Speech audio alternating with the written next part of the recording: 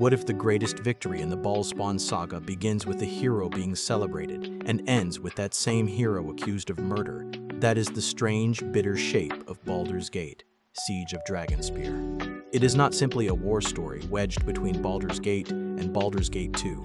It is a story about what happens when a hero becomes too famous to trust, when noble intentions turn into holy violence, and when escaping one legacy only means stepping into another. The game begins shortly after Sarevok's defeat. The protagonist, now known as the hero of Baldur's Gate, is helping eliminate the last remnants of Sarevok's conspiracy beneath the city. For a brief moment, it seems like the Ballspawn's life might finally become ordinary. Gorion has been avenged, Sarevok is dead, and the city is safe. Then news arrives from the north. A crusade led by Kalar Argent, the so-called Shining Lady, is advancing toward Baldur's Gate. Her followers claim to be liberating the Sword Coast from corrupt rulers and defending the innocent.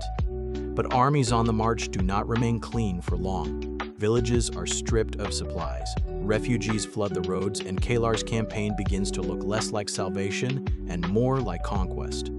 Duke Eltan sends the protagonist with the Flaming Fist to join a coalition of forces from Baldur's Gate and other cities. Their objective is simple: stop Kalar before she reaches Dragonspear Castle, the stronghold at the center of her crusade.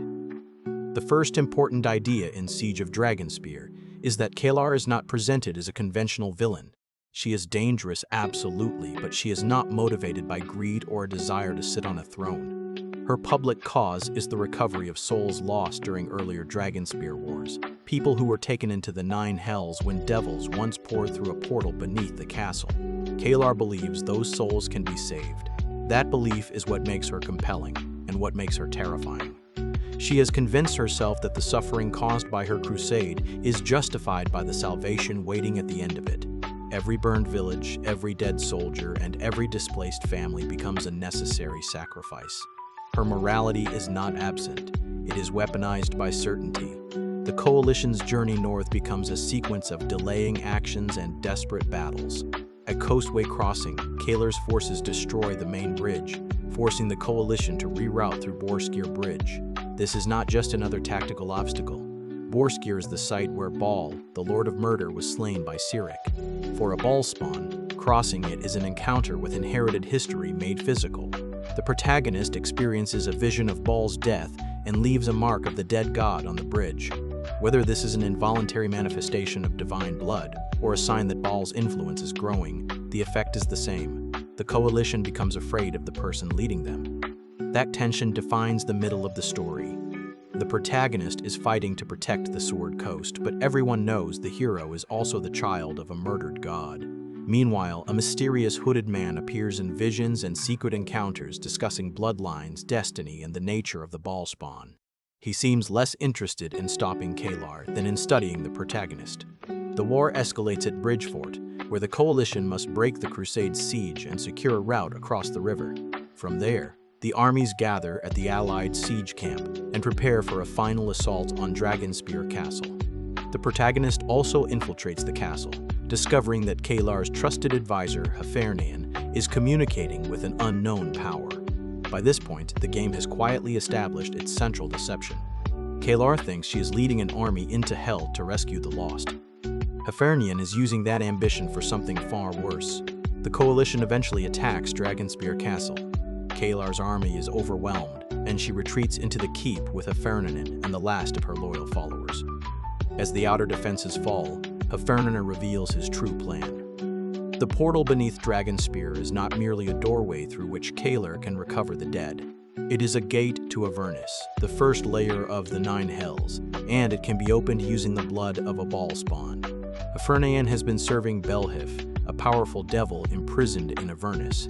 His intention is to use the protagonist's blood to reopen the gate and release Belhifet and his forces into the mortal world. Kalar has been manipulated, but that does not make her innocent. She created the crusade. She brought the war to the Sword Coast. More importantly, the truth about her motivation is finally exposed. She does not primarily want to save thousands of souls. She wants to rescue her uncle, An Argent, who sacrificed himself years earlier to save her from the Hells. That revelation reframes the entire crusade. The grand religious mission was, at its core, a deeply personal attempt to undo one moment of guilt.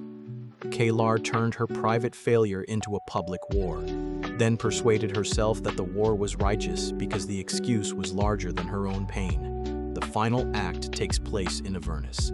Depending on the dialogue choices made with Kaylar, she may reject Belhafed and fight alongside the protagonist, fall into his service, or be killed before the confrontation begins. But the essential outcome remains. Belhafed and Hefernan are defeated, and the portal must be sealed. Kaylar's ultimate fate is the game's most important ambiguity. In the ending most aligned with her redemption, she remains behind in Avernus, sacrificing her chance to return so the gateway can be closed. Her crusade began as an attempt to save her uncle, but it ends with Kaylar accepting that someone must stay behind in hell. She cannot restore everything she destroyed. She can only prevent the disaster from becoming worse. And then Siege of Dragonspear delivers its cruelest twist. After returning to the castle, the protagonist is approached by Ski's Silvershield. During the night, the hooded man appears and murders her with the Soul-Taker dagger. Through magic, Ski is transformed into a horrific creature, forcing the protagonist to strike her down. When the guards arrive, they see only the obvious version of events, the hero of Baldur's Gate standing over Ski's body, covered in blood. Ski's soul has been trapped inside the dagger, making resurrection impossible. Her body is sent back to her father, Duke Entar, while the protagonist is arrested and put on trial.